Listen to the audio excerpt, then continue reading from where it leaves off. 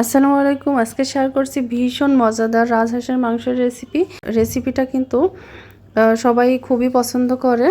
তো এর জন্য প্রথমে আমি একটা বড় রাজহাঁস নিয়ে নিয়েছি, সেটা পরিষ্কার করে এখন কেটে নিচ্ছি।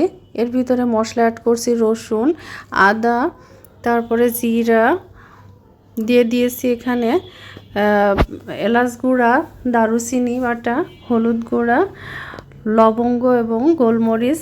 এখানে নিয়েছি ধনিয়ার গুঁড়া, মরিচের গুঁড়া, হলুদের গুঁড়াও কিন্তু দিয়েছি পরিমাণ মতো। এখানে লবণ দিয়ে দিলাম।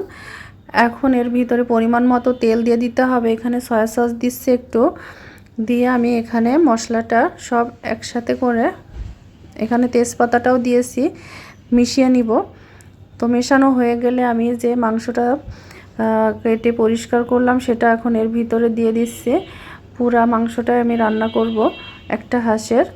তো এর ভিতরে আমি কিছুটা মেথি ছড়িয়ে দিলাম আর কয়েকটা দারুচিনি দিয়ে দিলাম আস্ত, যেহেতু বেটেও দিয়েছি। মেথিটা দেওয়ার কারণ হচ্ছে মাংসটা তাড়াতাড়ি সিদ্ধ হবে।